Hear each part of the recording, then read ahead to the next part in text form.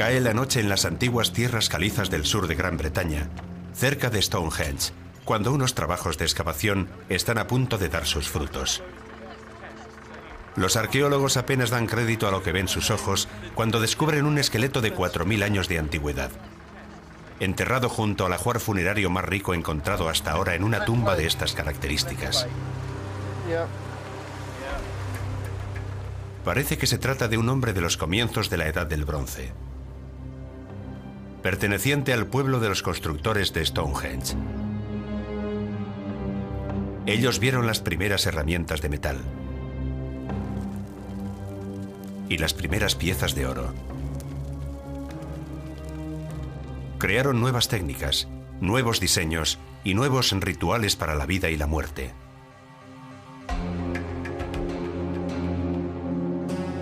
Y sacaron a las Islas Británicas de la Edad de Piedra. Pero la forma en la que lo hicieron constituía un misterio, porque no se sabía nada de las figuras principales de aquel drama. Hasta ahora. Este hombre era tan importante que tuvo que ser un líder, un guerrero, un comerciante, un mago y más. El rey de Stonehenge. Esta excavación formaba parte de unos trabajos de rutina cuyo objetivo era limpiar de restos arqueológicos una zona situada junto a un nuevo proyecto urbanístico. Pero este descubrimiento es muy especial. Una vez abierta, es necesario excavar inmediatamente la tumba y revelar su preciado contenido. El doctor Andrew Fitzpatrick, de Wessex Archaeology, es consciente de la enorme importancia de este hallazgo. Es un descubrimiento muy especial para todo el equipo. Este será uno de los puntos culminantes de su carrera arqueológica.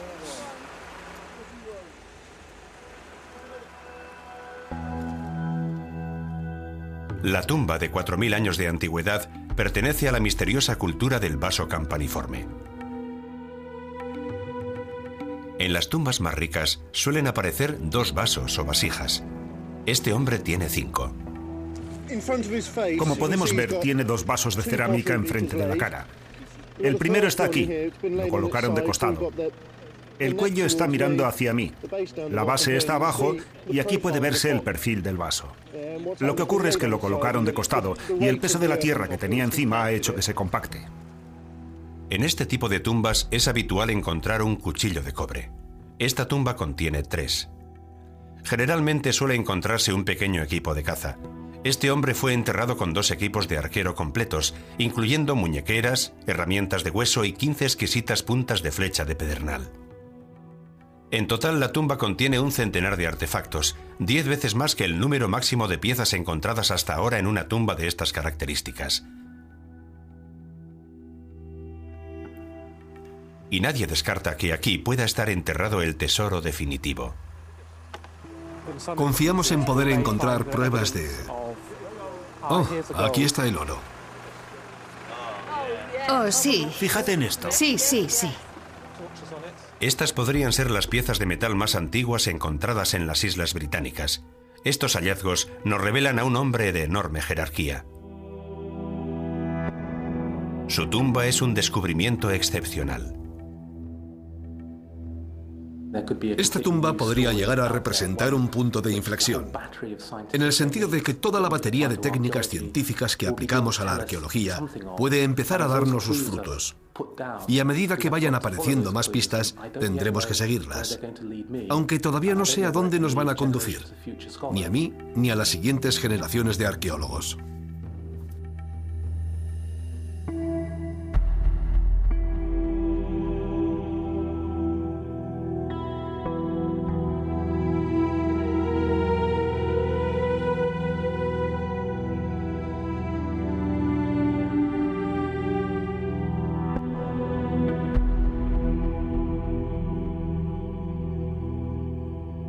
Este hombre recibe el nombre de El Arquero de Amesbury, en honor a una ciudad cercana situada en el paisaje prehistórico de Wessex.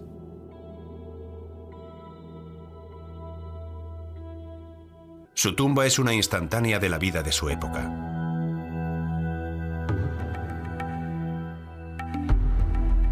Los objetos encontrados, cerámica, metal, pedernal y hueso, podrían provenir de muchos lugares distintos. Representan aspectos de la cultura de una era en la que las Islas Británicas estaban siendo testigo del mayor cambio de la historia humana. Wessex se estaba convirtiendo en una de las regiones más ricas y poderosas de la Europa prehistórica. A principios de la Edad del Bronce, el mundo era diferente. Se estaba construyendo Darrington Walls, un lugar dedicado a las ceremonias y a las celebraciones, rodeado por grandes terraplenes. Su vecino, en miniatura, situado en un emplazamiento que llevaba siglos siendo utilizado, era Goodhenge. El esqueleto de un niño sugiere la existencia de un sacrificio ritual, aunque hoy en día nadie puede estar seguro de ello en base a los restos encontrados. Es muy posible que ambos lugares estuvieran conectados por el río Avon. En esta época en la que hasta el caballo era una novedad, este río era la autopista de nuestros antepasados. Corriente abajo, junto a la curva más pronunciada de la autopista, se encuentra la tumba del arquero de Amesbury. La tumba, desde la que casi se puede divisar Stonehenge, está en línea con su camino procesional, la avenida. La avenida es un pasillo ceremonial que nace en el río, flanqueado por pequeños taludes de tierra y zanjas, y al final del cual aparece Stonehenge como una visión en el horizonte. Esa visión se creó en vida del arquero y estaba alineada de forma que siguiera el curso del sol. Los trabajos continuaron durante cientos de años. Las piedras no han perdido nada de su poder, especialmente la mañana del solsticio de verano.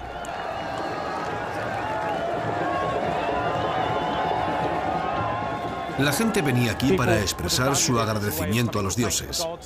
Se concentraban aquí como ahora, celebraban una gran fiesta y se reunían para mostrarse e intercambiarse objetos. Era una parte esencial de su ciclo anual, una parte de su año agrícola, de su mundo natural. El arquero nació y vivió en los años en los que este monumento pasó de ser un círculo de tierra, rodeado quizá por un círculo de troncos, a convertirse en un gran círculo de piedras. La riqueza de su ajuar demuestra que el arquero no fue un humilde trabajador de estas obras. Y desde luego, la construcción de Stonehenge no fue empresa fácil. Stonehenge no pudo ser construido de forma accidental. Es una construcción arquitectónica sofisticada. Hubo que estudiar el terreno, planificar la construcción y reunir, organizar y alimentar una gran fuerza de trabajo. No es una empresa fácil y tuvo que haber gente que dirigiera su construcción. ¿Pudo ser el arquero uno de esos dirigentes? Y si es así, ¿por qué no lo enterraron en Stonehenge? No debemos estudiar Stonehenge de forma aislada. Forma parte del complejo entramado de construcciones del tercer milenio antes de Cristo.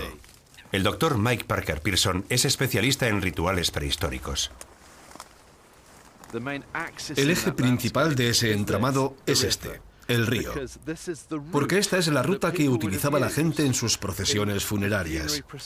Los muertos realizaban su último viaje por el río. Yo estoy rodeado de laderas. A ambos lados encontramos algunos de los monumentos funerarios más destacados, no solo de ese periodo en concreto, sino también de los siglos posteriores. Ahora bien, tenemos que tener presente que a quienes enterraban aquí era a las minorías selectas. Estamos hablando de menos del 5%, puede que apenas el 1% de la gente que vivía en esta zona en esa época. Lo que hace que nos preguntemos a dónde se han ido todos. Yo creo que están allí, ya sea incinerados o enterrados. Solo la gente principal era enterrada así. Y el más rico de todos era el arquero de Amesbury. Tenía entre 35 y 40 años y sabemos que medía alrededor de unos 70 de estatura, así que podemos hacernos una idea aproximada de cómo era. La osteoarqueóloga Jackie McKinley realiza el primer examen. Es un cráneo bastante robusto. Aquí tiene unas grandes protuberancias supraorbitales. Es un cráneo muy redondeado. El acoplamiento de los músculos está muy marcado, lo que nos indica que los músculos de su cuello eran muy fuertes. Por lo tanto, se trataba de un individuo bastante robusto. La dentadura no tiene mal aspecto, pero presenta un absceso bastante grande en este lado de aquí. Aquí hay un absceso dental.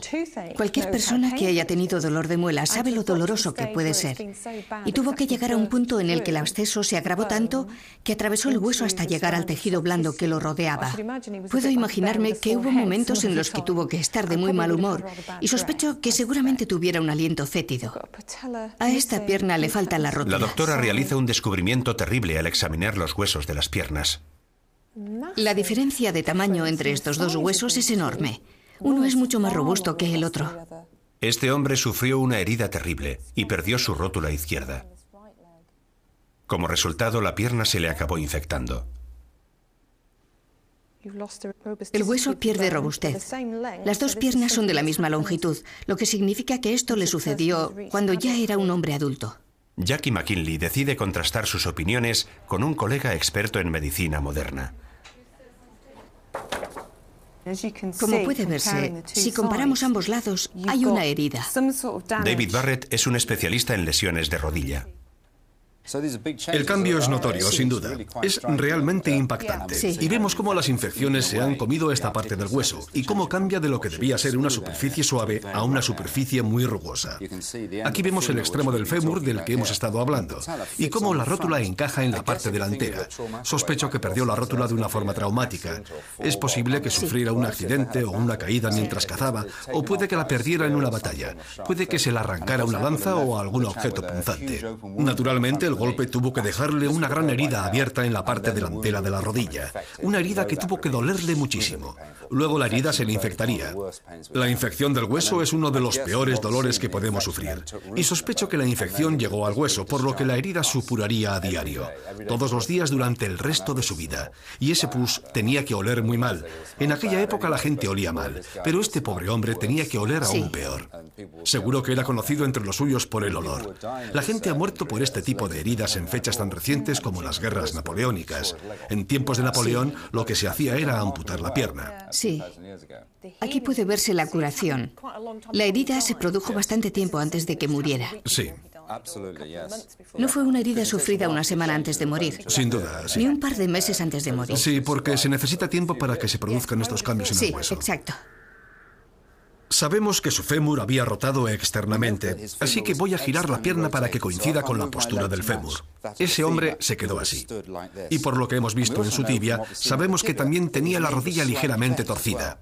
Está claro que sin la rótula no podía enderezar la pierna, así que al andar hubiera arrastrado el pie así. Y lo que hace la gente cuando tiene este problema es levantar la pierna lateralmente, lo que significa que tuvo que andar de una forma muy característica.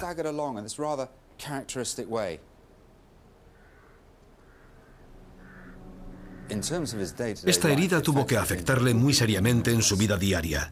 Estamos hablando de alguien extremadamente resistente. No hay duda de que se sobrepuso a los efectos de una herida muy dolorosa, y para eso hace falta tener una gran fuerza de voluntad.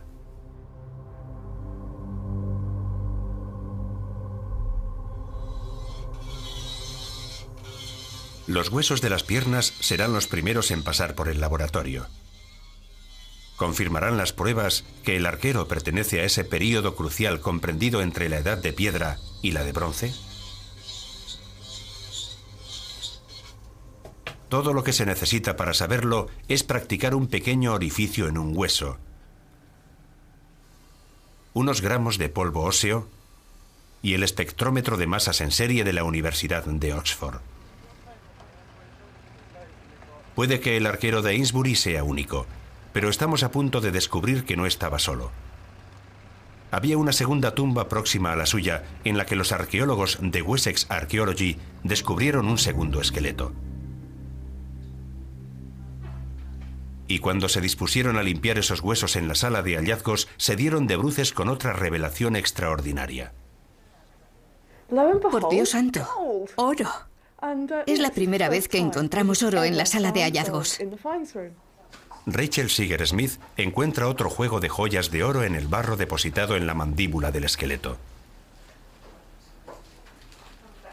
Es muy emocionante contemplar algo que no ha visto la luz del sol desde hace, en este caso, desde hace 4.500 años. Eso significa que eran dos personas importantes. Puede que el enterramiento de una fuera más elaborado que el de la otra, pero está claro que en Amesbury enterraron a dos personas principales.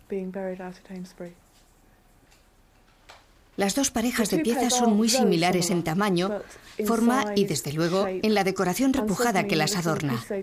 Las dos parejas son casi idénticas. Si las dos parejas de joyas están relacionadas, también los enterrados podrían estar conectados de alguna forma. Jackie McKinley decide examinar de cerca el segundo esqueleto. Vuelve a tratarse de un hombre, con las mismas grandes protuberancias supraorbitales que hemos visto antes. La forma de este cráneo es muy similar a la del hombre de la otra tumba. Es bastante corto, redondeado y plano en la parte de atrás, igual que el de la tumba vecina. Son muy similares. Estas suturas no están tan bien cerradas. Se trata de un hombre de entre unos 20 y 25 años. Y los huesos son bastante... La pista principal puede estar en los huesos más pequeños. Los pies del arquero de Amesbury revelaron un detalle inusual. Oh, mira por dónde. Esto no debería estar aquí. Los pies son realmente interesantes debido al cambio que han experimentado el calcáneo, que es el hueso del talón, y el navicular, que es uno de los huesos que está situado delante. Normalmente esos huesos no se articulan dentro del pie, pero en este caso tenemos una pequeña articulación entre ellos a ambos lados, lo que podría ser una característica de la familia. Es como heredar unos ojos azules o un pelo marrón o rizado. Y lo verdaderamente interesante es que en este caso hemos tenido mucha suerte porque el esqueleto del hombre de la tumba vecina presenta la misma variación morfológica. Yo jamás había visto algo así. Tenemos a dos hombres enterrados, el uno junto al otro, con el mismo ajuar funerario.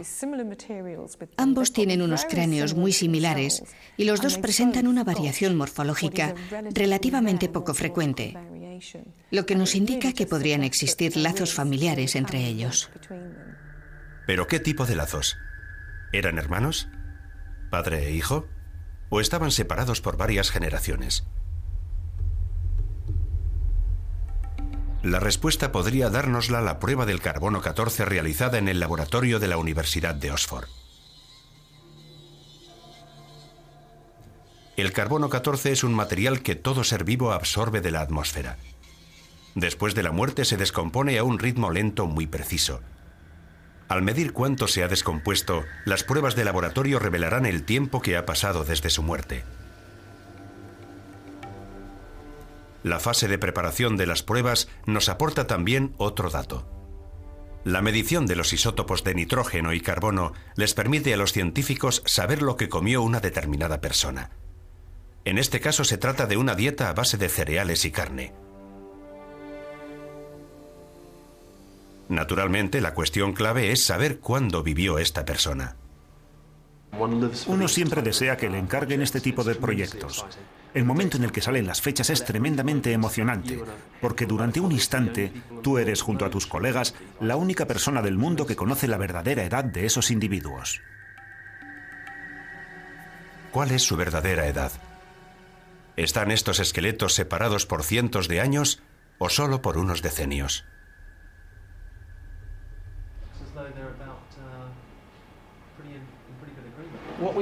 Lo que hemos hecho ha sido datar a ambos individuos dos veces. Así que hay dos fechas para el arquero y dos fechas para su compañero. Las fechas que hemos obtenido pertenecen al tercer milenio antes de Cristo. Para ser precisos, entre el 2400 y el 2200 antes de Cristo. Es un resultado muy interesante, porque coincide con lo que esperaban los arqueólogos. Además, las fechas del arquero y las de su compañero son casi coincidentes, tanto que basándonos en las fechas del carbono, creemos que podrían ser contemporáneos. Puede que les separara una década o un poco más, pero hablando en términos generales, todo hace indicar que eran contemporáneos. Ya sabemos que ambos hombres vivieron al principio de la Edad de los Metales en las Islas Británicas. Es justo lo que esperaban los arqueólogos. Y esas fechas les llevan aún más lejos. El arquero es un poco más viejo, y como ya sabemos que existe un vínculo entre esos dos hombres, podemos pensar que es posible que fueran padre e hijo. No puedo estar seguro de ese extremo, porque podrían haber sido hermanos o tener algún otro parentesco, pero basándonos en las pruebas de las que disponemos, no es demasiado aventurado inferir que eran padre e hijo. Estos hombres eran familiares y pertenecían a la cultura del vaso campaniforme. Fue una época de enormes cambios, llamada así por los pequeños vasos de arcilla con los que enterraban a la gente. La tumba del arquero tenía 5, un número sin precedentes.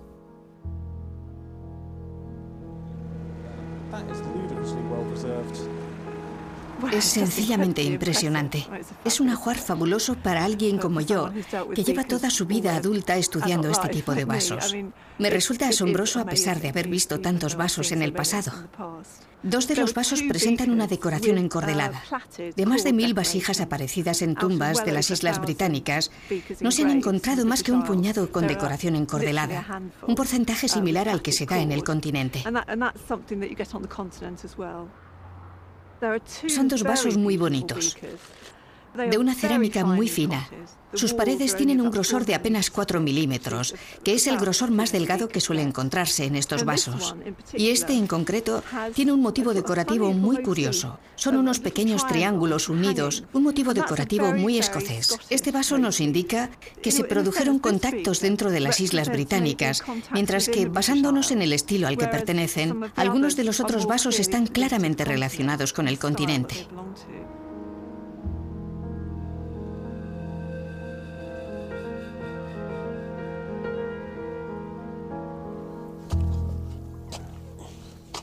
John Hudson, especialista en cerámica antigua, está recogiendo arcilla tal y como hicieron nuestros antepasados.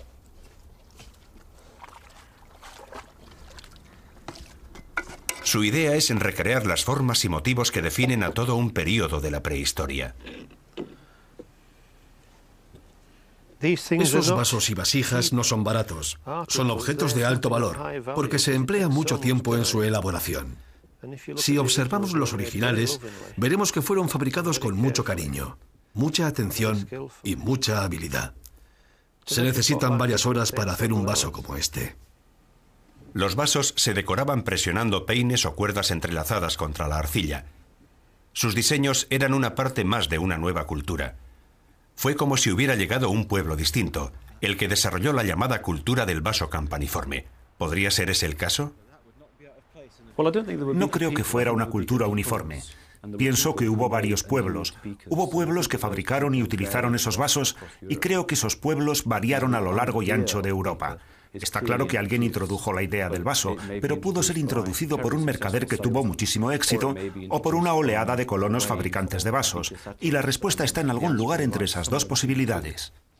De alguna forma, la cultura del vaso campaniforme se extendió desde África al continente europeo y de allí a las Islas Británicas. Hay toda una serie de artefactos que llegan con estos pueblos pertenecientes a la cultura del vaso campaniforme, no solo los vasos en sí, y también están relacionados con la explotación de los depósitos locales de metales.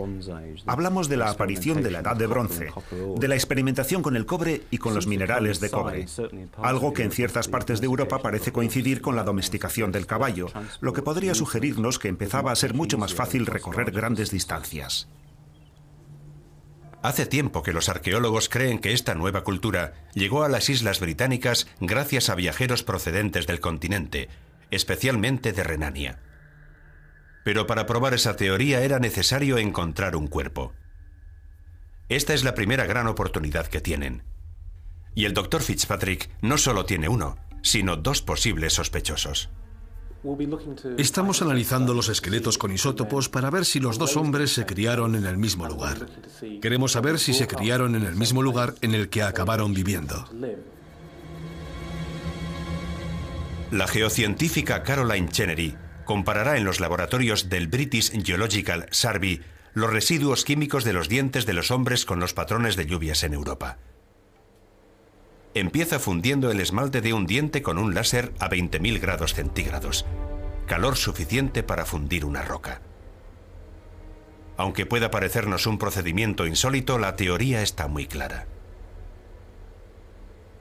Los dientes se forman durante nuestra infancia y adolescencia y atrapan isótopos de oxígeno que absorbemos principalmente cuando bebemos agua que de forma natural procede de la lluvia. Los científicos cuentan con un mapa de variación de niveles de isótopos en el continente europeo. Al comparar los isótopos obtenidos de los dientes con los que figuran en el mapa, esperan descubrir de dónde eran el arquero y su compañero. Pero antes llegan los resultados de otra batería de pruebas. En el Museo Británico están examinando el metal encontrado en las tumbas. En primer lugar, los dos juegos aparentemente coincidentes de joyas de oro. ¿Son obra de la misma persona? Y lo que es más importante, ¿qué son? Somos de la opinión de que estos ornamentos eran anillos para los rizos, con los cuales se adornaban el cabello, o una especie de tocado, un ornamento del tocado. Bombardear los objetos con rayos X hará que sea posible analizar el metal, que podría contener oro, algo de plata y posiblemente algo de cobre. La comparación de los resultados de cada pieza revelará si hacen pareja o no. Ya he encendido los rayos X. Muy bien. Esperaremos el resultado. Parece que hay algo de oro. Sí, no hay duda de que es oro. No pueden decir de dónde proviene el oro, aunque está claro que de lejos de Stonehenge, puesto que las minas más cercanas estaban a cientos de kilómetros de distancia. ¿Pero forman las dos piezas una pareja? Si comparamos todo el espectro, la similitud es asombrosa. Es increíble, sí. Podemos imaginarnos que fueron diseñados como una pareja desde el principio y utilizaron la misma pepita de oro para elaborarlos. Creo que es así. Las joyas del hombre más joven son también una pareja. ¿Pero fueron elaboradas al mismo tiempo y a partir de la misma pepita de oro que la del arquero? Si nos concentramos en la zona central, vemos 3 picos que indican oro en el medio. Y un pico muy interesante aquí. Parece diferente, ¿verdad? Es cobre. No creo que estas piezas se elaboraran al mismo tiempo y a partir de la pieza de oro. Esos objetos no se hicieron al mismo tiempo. Hay un lapso entre ellos y creo que eso encaja perfectamente con la idea de que quizá uno de los individuos era descendiente del otro. Si el oro es precioso, el cobre no tiene precio en esta historia. Estos son los cuchillos de metal más antiguos encontrados en las Islas Británicas. Y queremos descubrir dónde los consiguió el arquero, porque es factible seguirle la pista al cobre hasta su fuente. ¿Una posible localización? La costa oeste de Irlanda.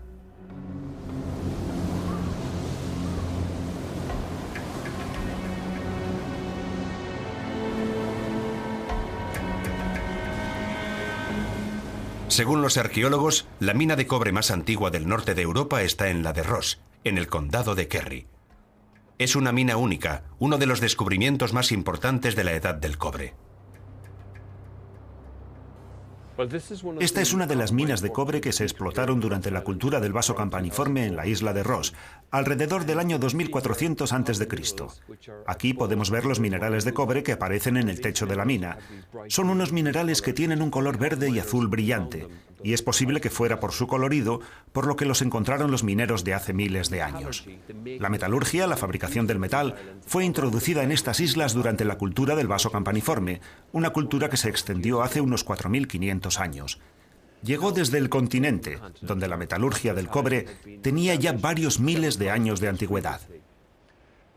Algunas de las primeras piezas de cobre pueden encontrarse en lugares como Gales y Escocia, y de hecho el cobre encontrado en la zona de Wessex proviene de esta mina. Esta mina se explotó utilizando la tecnología de la Edad de Piedra. Encendían fuegos contra las paredes de roca. El fuego resquebrajaba la superficie de piedra caliza y luego la golpeaban con martillos de piedra. Posteriormente sacaban los pedazos de roca suelta de la mina para procesarlos en el campamento minero. No hay duda de que la isla de Ross y el resto de las explotaciones mineras de la época constituyeron un gran logro tecnológico, porque supusieron la transformación de la naturaleza. Tuvieron que coger roca sólida, una sustancia natural, y convertirla en algo completamente diferente.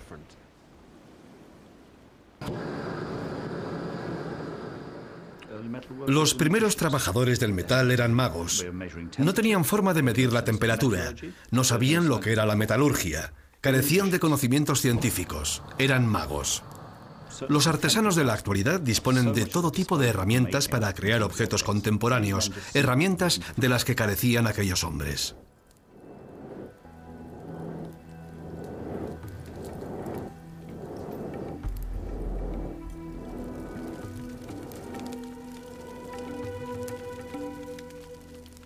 Si tenían que fundir el cobre, por ejemplo, utilizaban un crisol de arcilla.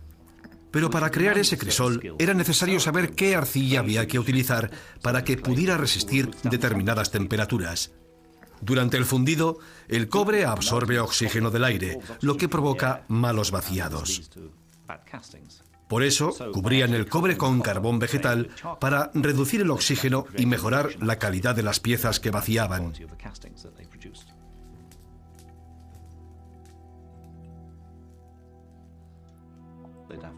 Tenían que tallar los moldes, tenían que hacerlos ellos y tenían que ser conscientes de la necesidad de precalentar los moldes. Incluso tenían que sacar el crisol del fuego y para ello se necesitaba cierta habilidad. Y yo apuntaría que es probable que utilizaran madera verde para hacerlo.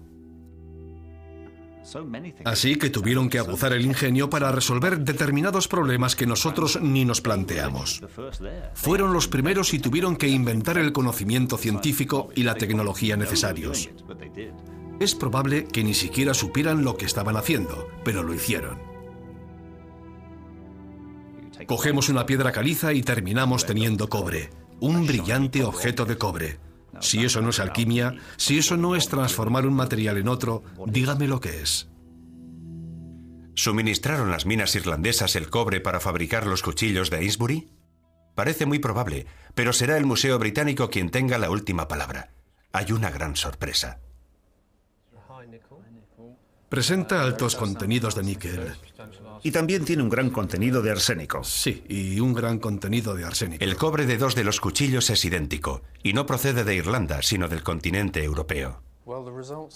Los resultados son sorprendentes, y la verdad es que yo no me lo esperaba, porque 2 de los objetos son lo que los arqueólogos del metal llaman metales de la cultura campaniforme procedentes de alguna parte de las provincias atlánticas del sur de Europa, que competían con los metales irlandeses, procedentes del otro lado del mar de Irlanda. Fíjate qué interesante, aquí no hay níquel. El tercer objeto es aún más sorprendente, porque resulta que está hecho de un metal rico en arsénico que carece de cualquier otra impureza. Fíjate en su composición, no hay nada de níquel. El tercer cuchillo está hecho de una clase de cobre muy raro para esa época. Hay una concentración bastante alta de ese tipo de metal en las partes occidentales de Francia. Fuentes que todavía no han sido reconocidas por los arqueólogos estaban siendo explotadas en la Edad de Cobre. Eso significa que el arquero y su gente intercambiaban productos con el continente, y el cobre llegaba de algunos lugares aún no descubiertos por la arqueología. Parece que existía una red de intercambio, pero ¿cuál era la moneda de cambio? Comida y ganado. Y es probable que los intercambios se produjeran en distancias muy modestas. El ganado, ganado vivo por supuesto, es una moneda de intercambio muy buena, porque puedes guardarlo y consumirlo cuando quieras. El otro ingrediente vital en estas redes de intercambio es, naturalmente, el de las bodas. No hay duda de que en ocasiones se intercambiaban parejas matrimoniales, sobre todo con más frecuencia entre las clases altas. Y esas parejas venían de distancias considerables. Y en ese sentido empezaron a forjarse alianzas con otras comunidades. Alianzas que podían ser especialmente ventajosas, sobre todo si esas mismas comunidades les permitían disfrutar de un acceso privilegiado a algunos de los materiales que querían. En cualquier sociedad humana, un hombre rico es siempre el mejor partido.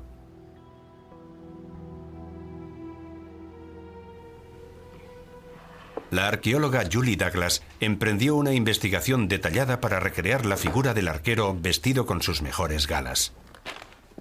Debido al clima británico y a las condiciones de su suelo, todos los objetos hechos de madera, tela y cuero se han descompuesto. pero disponemos de algunas pistas y podemos trabajar como detectives analizando las pruebas circunstanciales que nos llegan de toda Europa. En este periodo, los habitantes del resto de Europa y Oriente Próximo habían desarrollado la tecnología textil hasta el extremo de que contamos con preciosos tejidos de lino teñido, con hasta 3 colores, procedentes del Neolítico suizo, una época un poco anterior a la que vivió este hombre. En su tumba encontramos un anillo de pizarra que, teniendo en cuenta otros objetos encontrados en tumbas en Dinamarca, parece que fueron utilizados como hebillas para el cinturón. Como los cinturones no tenían hebilla, utilizaban estos anillos. Para tejer ese cinturón necesitas 5 agujas y algunas presillas de hilo y un telar en el que poder tejerlo. Es probable que tuviera un par de botas como estas. Estas botas están hechas de una pieza de cuero. Las originales estarían hechas de cuero sin curtir, atado al pie mientras estaba húmedo para que cogiera la forma al secarse. Sabemos que enterraron al arquero con un gran alfiler de hueso que encontraron junto a su hombro. No ha sobrevivido nada más, pero tuvo que llevar algo que necesitara un gran alfiler para que se mantuviera en su sitio. Así que, a partir de un alfiler de hueso, hemos reconstruido toda una capa de piel de animal. El original hubiera sido de piel de ciervo, que da mucho calor. Esta es una copia de una capa encontrada en una ciénaga danesa. Es una capa de diseño antiguo, utilizada posiblemente en ceremonias rituales. Lleva pantalones y una especie de camisa por encima. Y sabemos que llevaba el cuerpo envuelto en una especie de capa o sudario. Es un hombre importante porque lleva 2 prendas de ropa encima. Creo que tuvo que ser una persona bastante principal para que la enterraran con su ropa.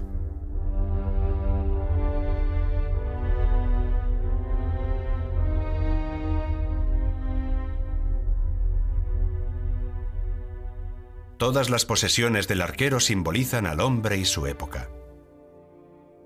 Algunas piezas miran hacia la nueva era del metal, pero la mayoría miran al pasado.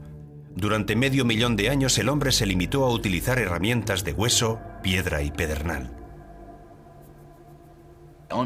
Estoy seguro de que él mismo fabricó muchas de sus herramientas.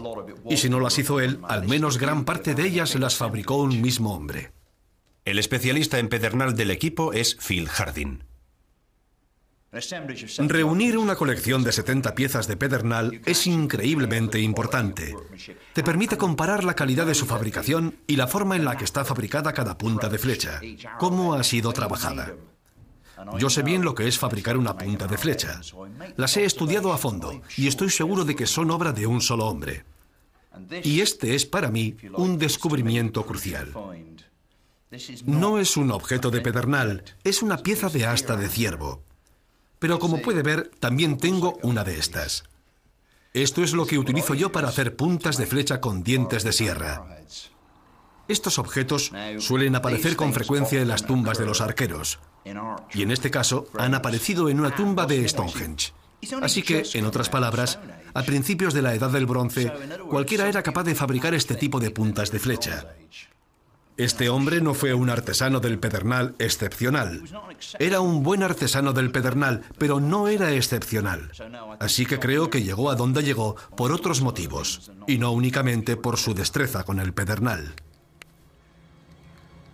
Van apareciendo nuevas pruebas que indican que la intuición de Harding está justificada.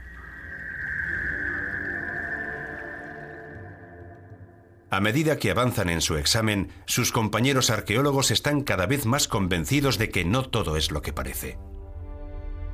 La rica tumba de este cazador podría mandarnos un mensaje diferente. El arquero de Amesbury no alcanzó su preeminencia por su habilidad con el arco.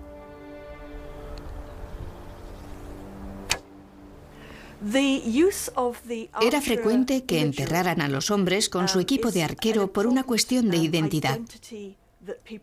Lo que no sabemos es si eso significa que era un guerrero, un cazador muy bueno o ambas cosas. Lo importante es que enterraron al hombre con esos objetos y que él pudo mostrarlos. Es probable que el hecho de que pudiera alcanzar la puerta de un granero a 100 metros de distancia, si es que había graneros con puertas en la Edad del Bronce, careciera de importancia. Lo importante no es cómo utilizaba esos objetos, sino que disponía de ellos y los mostraba. Entonces, ¿cómo alcanzó tan elevado estatus? La respuesta la encontramos en un objeto pequeño que no suele aparecer en las tumbas. Hace 4000 años, el hombre que poseía esto disfrutaría del poder de convertir las piedras en objetos preciosos. Es una piedra yunque, una herramienta para labrar el oro o el cobre. La idea de que ese hombre era un trabajador del metal está basada en el descubrimiento de la piedra yunque, la pequeña piedra negra que se utilizaba como yunque o como herramienta para labrar metales blandos como el cobre y el oro. Es un descubrimiento muy raro en Gran Bretaña y también muy raro en Europa en general. Por eso, el hecho de que enterraran esa piedra junto a este hombre nos indicaría que él, entre otras cosas, se dedicaba a labrar el metal. Y sería una de las primeras personas en las Islas Británicas en poder hacerlo. Esta rara y selecta habilidad está contenida en el oro de la tumba. Para recrear la fabricación de esas joyas más de 4000 años después, el artesano Neil Barridge dispone solo de fuego, piedra, madera y oro fundido. En manos tan expertas, el oro se transforma una y otra vez y cambia de temperatura, forma y color. Este proceso era un secreto conocido por solo unos pocos e importado con la nueva cultura del vaso campaniforme.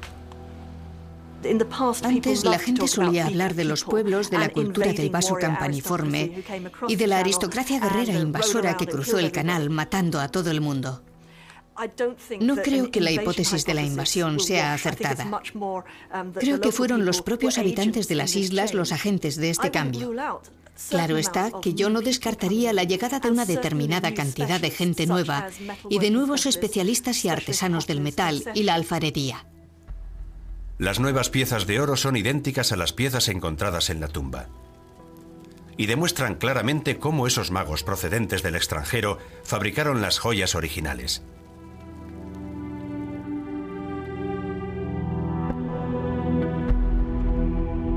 ¿Era el arquero de Ainsbury, el llamado rey de Stonehenge, un inmigrante llegado a las islas? Los arqueólogos británicos nunca habían encontrado un viajero como este. La existencia de extranjeros con nuevas habilidades nunca ha sido científicamente demostrada. Pero las pruebas de isótopos ya han concluido, y nos revelarán cuál es la procedencia del arquero y de su joven compañero. Hemos analizado 2 dientes del hombre más joven y los resultados nos indican que empezó su vida en la zona del canal de Bristol y que luego se trasladó hacia el este. El hombre mayor es muy interesante porque presenta tanto en sus dientes más antiguos como en los más jóvenes rasgos europeos que le sitúan en alguna parte de Europa central y no en las Islas Británicas. Sus características son muy distintas y estamos convencidos de que este hombre procede de la Europa continental. Siendo más precisos, parece que el arquero procede de una región cercana a la actual Suiza. El descubrimiento del arquero es realmente extraordinario. No solo es una de las primeras veces que hemos podido mostrar un hallazgo arqueológico de estas características, sino que también desentraña algunos de los misterios referentes a la existencia de un ajuar funerario tan rico en esa época. Y si este hombre llegó del extranjero, podría explicar por qué tenía tantos objetos raros y preciosos. Pertenecía a la jet set de la época. Sabían perfectamente lo que impresionaba a sus familias, a sus vecinos, a sus enemigos. Con los novedosos ornamentos de oro que llevaba y con su equipo de arquero de nuevo cuño, nos está diciendo que era una persona muy importante y de gran jerarquía entre los suyos. Es el primer viajero europeo de su época encontrado en las Islas Británicas. Parece que se estableció aquí, tuvo un hijo y fue un líder cuando se creó Stonehenge. Su punto fuerte eran sus fascinantes habilidades artesanales y su capacidad de innovación técnica. Su tumba está casi a rebosar de riquezas. Y para saber cómo se cavaban las tumbas hace 4.500 años, los arqueólogos se embarcan en un experimento único. Cambian sus palas y azadones habituales por pico de asta de ciervo y omóplatos de vaca, las herramientas de finales de la Edad de Piedra. 4.500 años después, recrean la tumba y el enterramiento. En la excavación, apenas quedaban restos de algún tipo de ataúd. Así está mejor. El equipo piensa que esto fue una cámara de madera hecha de troncos cortados en planchas. El experimento nos indica que esta cámara de madera sería el revestimiento de la tumba, lo que significa que quienes transportaron el cadáver tuvieron que depositarlo en la tumba a la vista de todos los asistentes al funeral.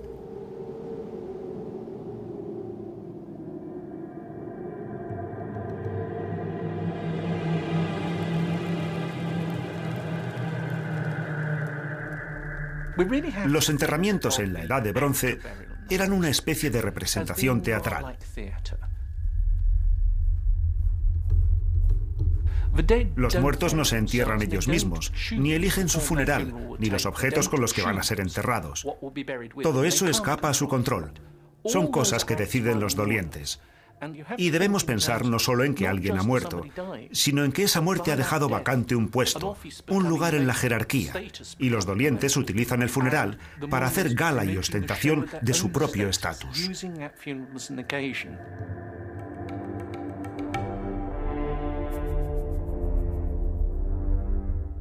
Lo que estamos viendo enterrado es algo viejo y algo nuevo.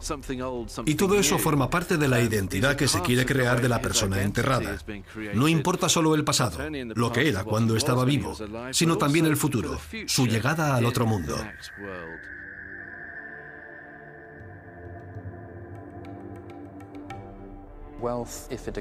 La riqueza, aunque ya existía como concepto, era muy diferente a como la entendemos en la actualidad. En estos primeros tiempos de la metalurgia, la gente no tenía la capacidad de almacenar riqueza que empezó a tener posteriormente. Muchos objetos estaban inexplicablemente vinculados a determinado individuo. Eran casi una parte más de esa persona.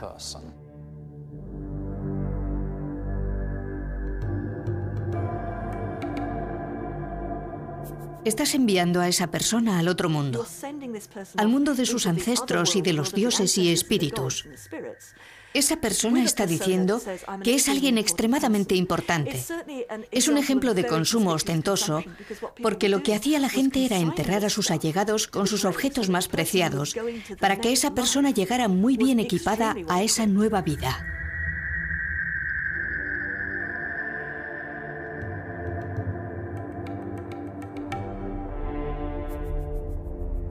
El arquero representa algo nuevo. En aquella época había personas de gran jerarquía, pero nada puede compararse a la exhibición de riquezas desplegada en este enterramiento. Lo enterraron con objetos raros y exóticos, y en una cantidad que no tiene equivalente en las Islas Británicas. Llegó de una tierra lejana, de una región cercana a los Alpes. Es una historia asombrosa, la biografía de un hombre de la Edad del Bronce.